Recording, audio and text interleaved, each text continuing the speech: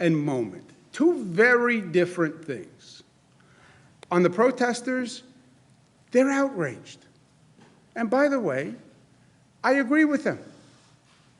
What happened to Mr. Floyd was a disgrace. It was repugnant to America. It was repugnant to any good policing perspective or strategy or approach. And it's not just Mr. Floyd. This was not an isolated instance. It goes back to Rodney King and Amadou Diallo and Abner Louima and Eric Garner and cases just like it all across this country. And at one point, enough is enough, and people say, I can't believe this is still going on after all of this time. Rightful outrage. And by and large, the protesters have been peaceful. They're upset, they're angry, yes, but they have not been violent. They have been peaceful protests. And what do they want? They want overdue reforms. They want reforms that should have been done 30, 40, 50 years ago. They want America to be better. I don't believe we've yet specified an agenda, but you know the agenda forward. You know what we should learn from Mr. Floyd's murder. So he did not die in vain. You need independent investigations of police abuse. You need discovery of records of police who are being investigated. How do you still allow chokeholds in the United States of America? Why can't you have a national standard of what is excessive force? And I think the justice agenda should even go forward, because it's not just about police abuse. There's injustice in housing, there's injustice in health care, there's injustice in unemployment, there's injustice in income distribution, there's injustice in education. I would make education equity part of that agenda. I would make child poverty part of that agenda. And I wouldn't wait for next year. I think that Congress should pass those laws now. That's all outrage at what happened at Mr. Floyd's killing, and how do we learn and move forward and reform, and that's what the protesters are talking about. And that is what this nation is all about. The right to protest, the right to air grievances, and the right to raise issues so government responds. That's one situation. There's a totally different situation that has nothing to do with the protesters. People see this moment and they exploit it. And that is criminal activity, and that is looting. That is people breaking store windows, going in and stealing. That's called criminal activity. They have no right to wrap themselves in the flag of righteous indignation of Mr. Floyd's murder. They demean Mr. Floyd's murder by using this as an opportunity for criminal activity. And that's what they're doing. They're opportunists who are seizing and exploiting the moment. New York City was looted. It was looted yesterday. In Manhattan, middle of Manhattan, also in communities of color, in the Bronx and in Brooklyn, where we've spent years doing economic development in distressed communities, and these looters destroyed businesses that were essential to the community and the very people we're trying to help. That is a very different situation. The police must stop the looting and the criminal activity. That is the essence of the police force. They are supposed to protect the community, protect the property. They did not do that in New York City last night. They did not do that in New York City last night. And I am disappointed and outraged at what happened in New York City last night. Those looters, that criminal activity hurt everyone. In the communities of the protesters, which are the communities that tend to be the poorest communities in New York City. And the police in New York City were not effective at doing their job last night, period. They have to do a better job. But separate the protesters from the looting. They are two very different situations with two very different responses, two very different motivations. They're different people, different issues. There is no comparison between those two. The looting, the criminal activity, must be stopped immediately. Period. Especially in New York City. We've had activity all across the state, all manageable, except in New York City. Now, from the state's point of view, I have offered all the mayors of the cities support, state police support, or National Guard, or both. We have 13,000 National Guard who are on standby, who can be deployed. We have the state police mobilized all across the state. They can be deployed anywhere in the state. State police are working with many cities in upstate New York. New York City has said they don't want or need the National Guard, which would be a large-scale support network that we could bring to New York City. Most cities have enacted a curfew. The purpose of their curfew is to help the police deal with the looters. The curfew is not about the protesters. As I said, most of the protesters have been peaceful. They have been nonviolent. The curfew is not to harass protesters, is not to harass law-abiding citizens. The curfews are designed to help the police deal with the looters. New York City had a curfew last night. Obviously, it wasn't enough to help deal with the looters. The other cities also have curfews, different times, different durations, all set locally by the mayors across the state. But what's happening in this environment, with all the politics, with all the anger and rage, all these issues are getting blurred. COVID-19 is one issue. The outrage over Mr. Floyd's murder is another issue. The protesters are one issue. Looters are a totally different issue. We can't blur the line between these problems. Otherwise, you wind up solving nothing because one is blurring into the other. The protesters are separate from the looters. We have this hyper-political moment. We're in the middle of an election season, so everybody's playing politics. And a lot of people want to say, the looters are the protesters. They're one. They're all criminals. No, they're not. No, they're not. It's because you don't want to address the Mr. Floyd murder. So it's convenient to say they're all looters. They're not all looters.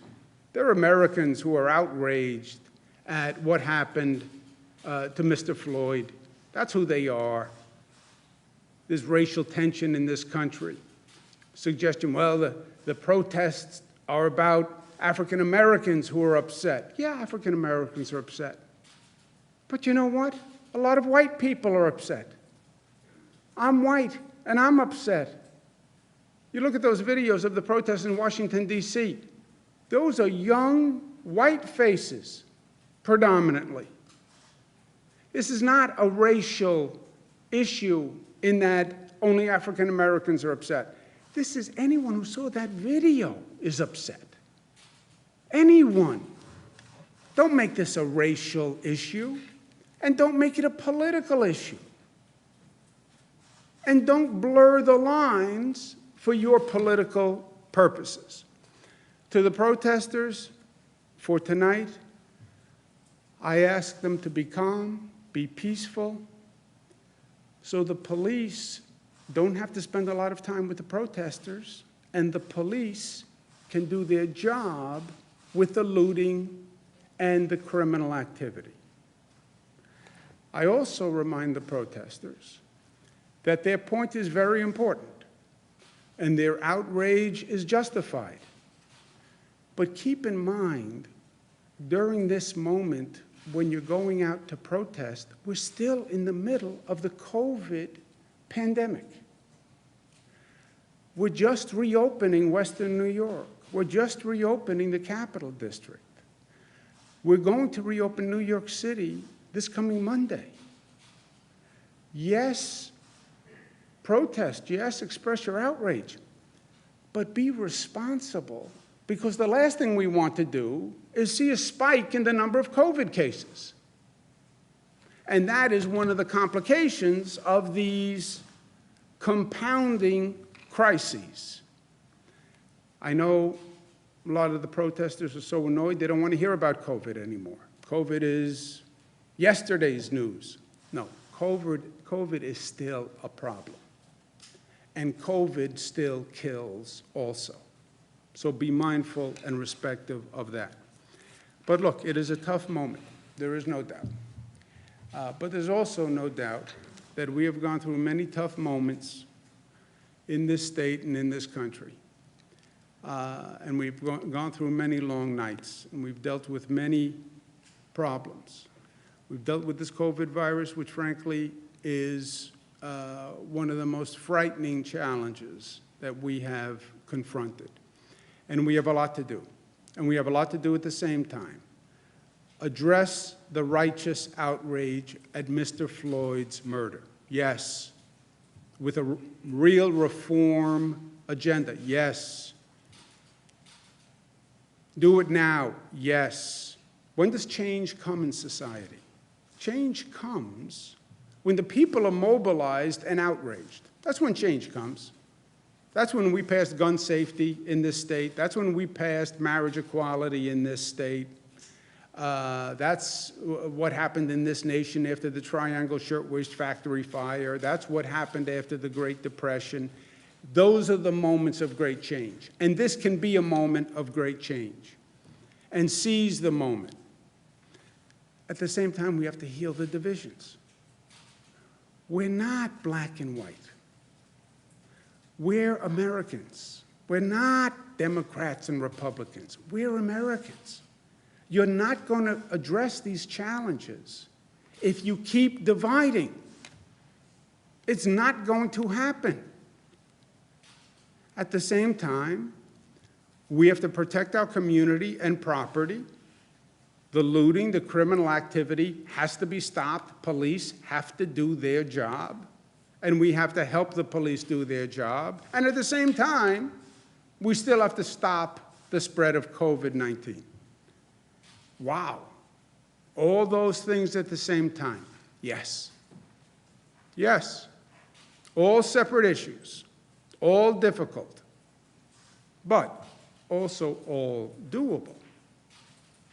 Just gain some perspective. Separate the issues, deal with each one, keep the politics and the ugliness and the racism out of it. Use this. We're going to do it because we've done it before and because that's what it means to be New York tough, right? Smart, keep your perspective, separate the issues, deal with the facts. Let's deal with facts, okay? Not hyperbole, not rhetoric, not showmanship, not photo opportunities. Facts. Give me the facts. Let's be united. Don't use this moment with all these problems to play your politics. Don't do it. Don't use this moment when people are scared and people are angry and be divisive. Don't play to the fear. Don't do that. Not when the nation is on this precarious edge. Don't do that. That's the one weak spot for this nation always. E pluribus unum. We just put it on our state seal. Out of many, one. The enduring promise, the continuing challenge. How do you do it? We're not black and white. We're not Democratic and Republican. We're not urban and rural.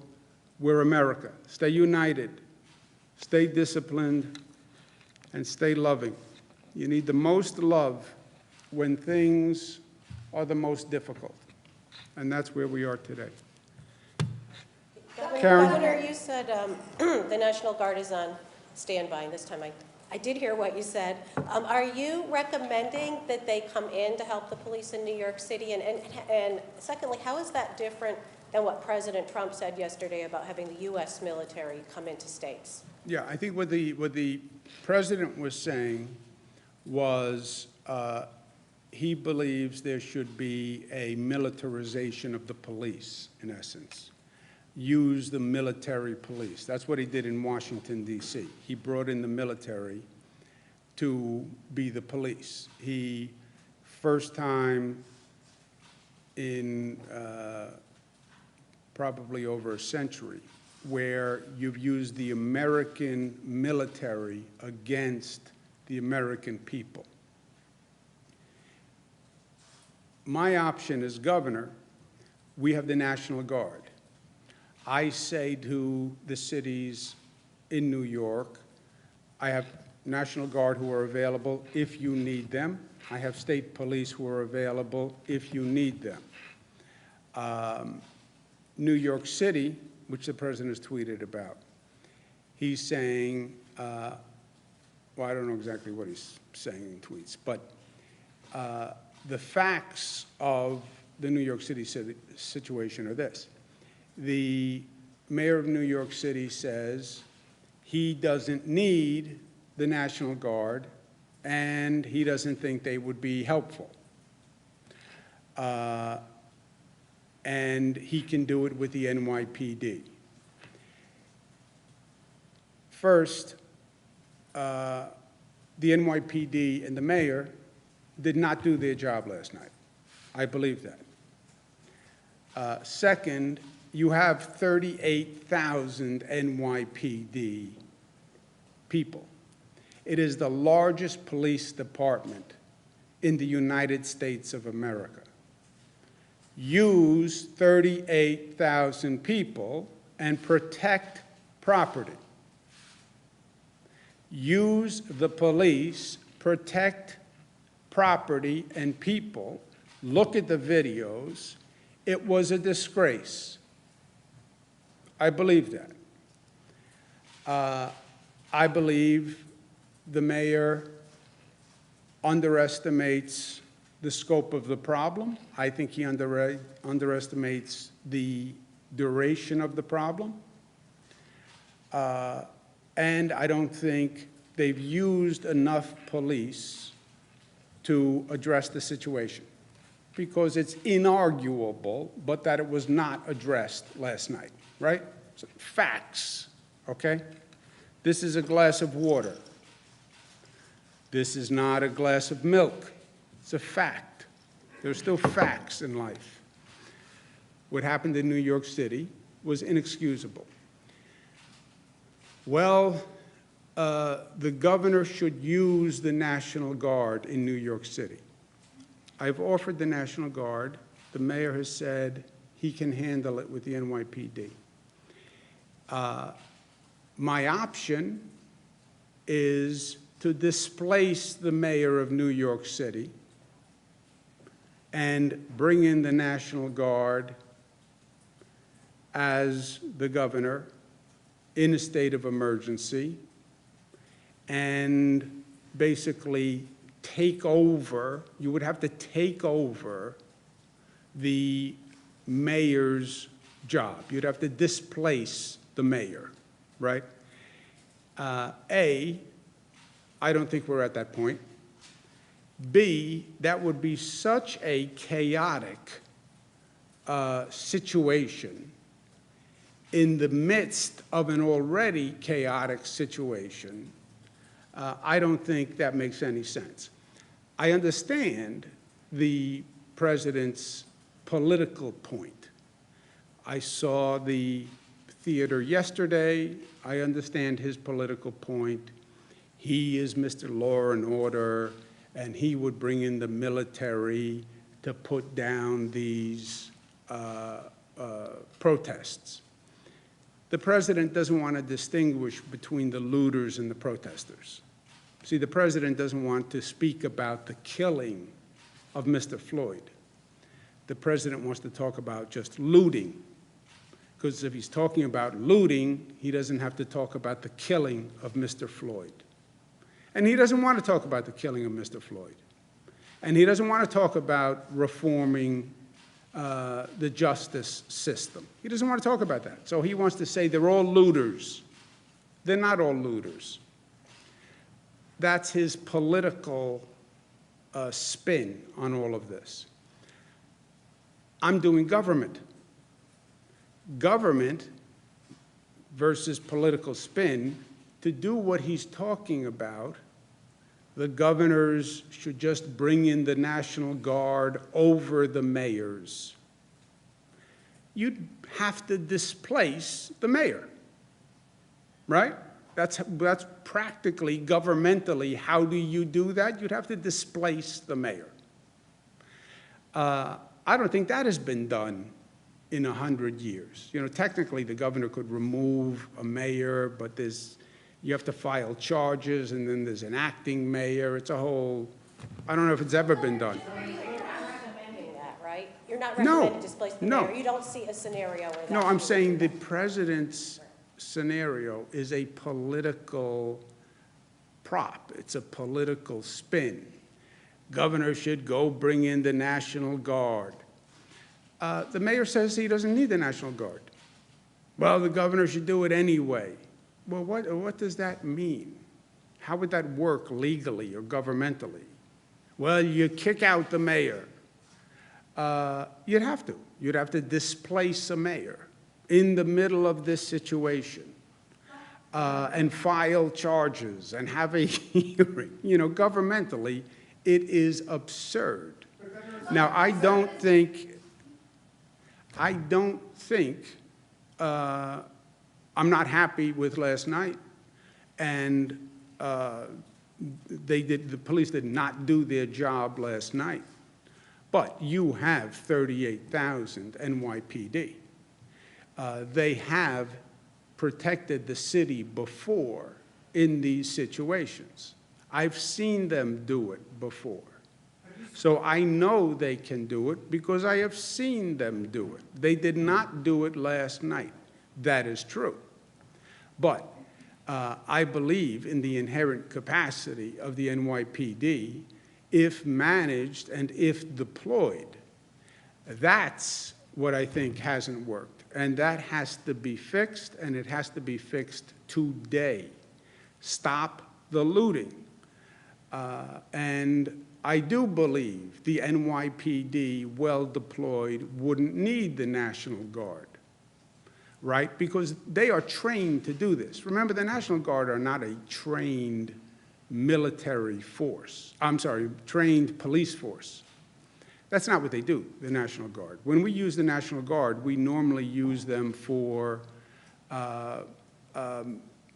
labor-related operations, giving out food, delivering food in New Rochelle during the coronavirus, snow removal, traffic management, storms, taking down trees, etc. But they're not a trained urban police force. That's not what they are. So then I do believe in the capacity of the NYPD, but I also believe it wasn't done last night. I believe the president's theory is all political spin, and to actually do it governmentally, legally, you'd make a bad situation worse. You overruled the mayor earlier in the pandemic regarding closing schools. So why is this any different? Why can't you utilize your emergency powers to bring in the National Guard? And also, it's now noon. De Blasio, he said that he didn't need the National Guard around 11:30. Had you guys talked? And also, will this impact the reopening of New York City on June 8th? But again, you've overruled the mayor on the closing of the schools, also several other orders that the city had announced in some semblance, and then you issued an executive order. Why is this any different? Yeah, it's factually, your question is not correct. In what sense? I'll tell you. I did not overrule the mayor's decision on the school closing. The mayor had no legal authority to do it. So he was not overruled. He didn't have the legal authority. When I did the state executive order, it gave me authority over all schools in the state, period. So if the Buffalo school superintendent said, I think they should be opened or I think they should be closed, I'm not overruling him. He has no legal authority in the matter because the executive order gave me legal authority. He could have an opinion, but he has no authority. So I didn't overrule the mayor. He said this should happen, except he had no authority to make a decision about the school. So it is totally different. Governor, have you spoken to the commissioner? What's the difference then, Mayor? I mean, Governor, why can't you come in and bring the National Guard? Why can't you overrule the mayor? I could. You literally would have to displace the mayor You would have to displace the mayor. because of his obstinacy, he doesn't want to bring the National Guard. So how did this work? Did he deny your offer? He didn't deny an offer. I've offered all the mayors the National Guard and state police. Some have accepted it, some haven't. They make that determination. I get the politics of what your paper believes and what the president believes. Okay. So I get the politics and philosophy of your paper and the president, but governmentally, how would that work? You can't have two police forces. Governor sends in the National Guard, that's one police force, and then you have the NYPD, that's a second police force. That's called chaos and mayhem, and people get hurt. There has to be one police force that's managed. So you legally, yes, can you displace a mayor? Yes, a mayor can be removed. It has not happened. I can't find the precedent. But theoretically, it is legally possible.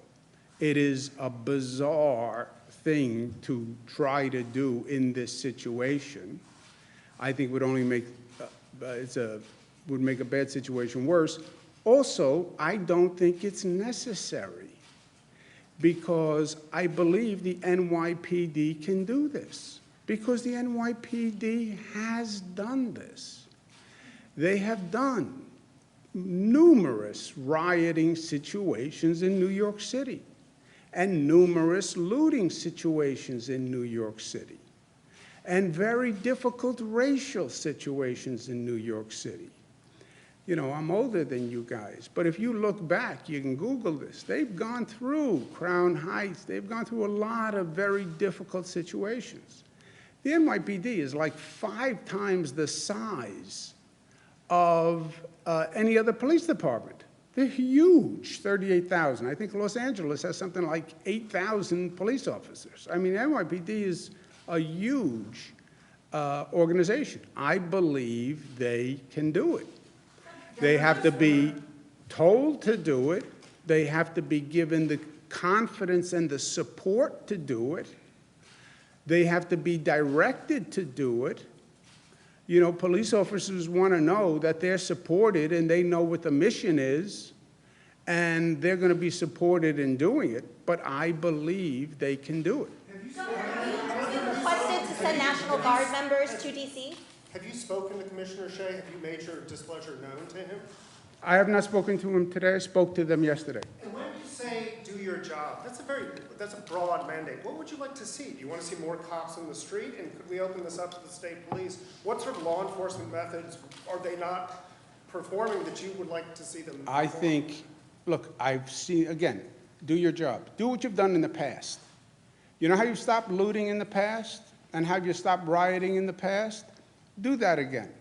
Whatever you're doing differently now, stop doing it and do what you did was effective. I think it's deployment. I think it's the numbers. You have 38,000 police officers. Deploy them. Give them the support. And look, on the videotape, to me, you see a lot of looting and not enough police presence. And from Governor. Superintendent Corlett, what would you say? What would you do differently if you were running the NYPD? Listen, the NYPD is a very well-trained professional police department. It's very well run. They're one of our best law enforcement partners. We've offered help. We've offered help to the communities upstate. We've in Buffalo, Rochester, Syracuse, Albany, Newburgh, and we stand ready to help the NYPD at any time. But that's really a decision made by the political. I'm sorry to interrupt you. What are they doing wrong? What are they doing wrong is it was rampant looting across the city last night that they did not stop, and that was their job. That's what they did wrong. Were you asked by the president to send National Guard troops to DC? If so, how many were requested? If you sent troops, how many were sent and why? If you denied the request, why was that decision? We have the National Guard in this state on standby if we need them in this state. And we're not in a position at this point to offer National Guard assistance to any place outside of the state because we may need them. Were you asked by the president to do so? I don't know what requests they've gotten, but I can tell you this. I wouldn't grant any request to send National Guard out of the state at this time because I want them in this state in case we need them. The nation's Medicare chief says that New York State did not follow federal protocol when COVID patients were sent back to nursing homes. Do you have a response to that assertion? Say that again? The nation's Medicare chief, Seema Verma, says New York State did not follow federal guidelines in releasing COVID patients back to the nursing homes. Yeah, I think that's exactly wrong. We've read you the federal regulations before. I don't have them with me. Do you know what this is Yeah, about? it's just wrong. And this is not a question of opinion. And I know that there's a lot of politics going on behind the scenes in Washington right now on the COVID response. But there are words written down on a piece of paper, and you can read them yourself. I read them in a prior press briefing. I know they're hanging their hat on saying, but they said that you have to make sure that the nursing homes are able to accept the patients and properly care for them. That's Title 10 of the New York State Code Rules and Regulations that governs administration of nursing homes. It says that plainly. Nursing homes can only accept nursing home patients that they can properly care for, and in this instance, it meant being able to cohort patients, properly have PPE, et cetera. So it's just not true. But I can give you, again, the piece of paper that has the March 13th order written on it from CMS. Looking on the COVID thing, I have worked very hard all through the COVID thing. You know, let's take a step back. We're dealing with the Greg Floyd murder in a hyper-political environment. We were dealing with COVID in a hyper-political environment, right? The hyper-political environment didn't just start. I worked very hard to stay away from the politics. I worked very hard to work with the president to do the best for New York, right? And I've said in this room 57 times, I'm not going to engage in politics. I said that politically about myself, about what I was thinking. Maybe he's going to run for this, maybe he's going to run for that. That would then hurt my credibility. They want to politicize the COVID handling between Democratic and Republican politics. That's what they're trying to do. That's what they're trying to do with the nursing home issue. They're trying to politicize it. I will not do it. Read words, because there are still facts. What they often try to do in the political environment is just blur facts. Just throw a lot of facts, and then you don't know what anyone is saying. So you just go with the party alliance because you don't believe anyone. Look at the facts. The federal guidance, excuse me a second, WRGB. Look at the federal guidance, read that, read the state guidance, and you will see they are the same. Don't discriminate, but the nursing home has to be in a position to accept the person. Criticisms that your state agencies, specifically state police and docs, have regularly used 50A to shield disciplinary records from the public. And secondly, what do you mean by reform to the 50A statute?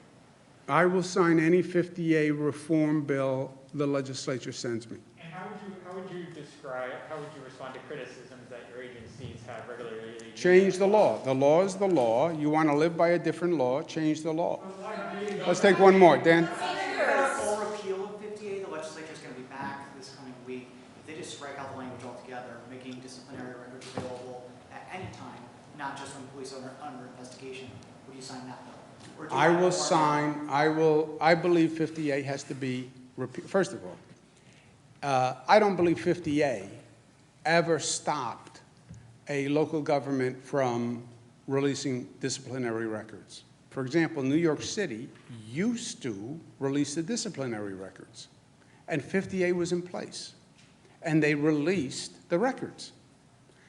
Well, how did you do that if 50A was in place? Because 50A doesn't stop a locality from releasing the records. That's why New York City did it. New York City then changed their position, didn't want to release them, and said, well, 50A stops us. We sent them a governor's council opinion that said 50A doesn't stop you. It's a wrong reading of the law. Governor's council's opinion. City still said, I can't release them because of 50A, even though we gave them an opinion that said no. So it's really the politics more than anything else. It's not the law. It's that police departments, with reasonable points, said, I don't want the disciplinary records released because it violates the privacy of the police officer. And it's already a hard job to be a police officer. That's why they're against 50A. I think we're at a different time. We're at a different place. We need confidence between the community and the police force. And I think the equities now are on the other side. And I will sign any 50A reform bill they send me. Repeal, reform, whatever they send me, I will sign, because I think what's preeminent now is to say to the community, we saw the George Floyd killing. We are also outraged, and we are going to do something about it. And if 50A is all we can do as a state, we're going to do 50A. I have to go to work. Thank you, guys. Thank you.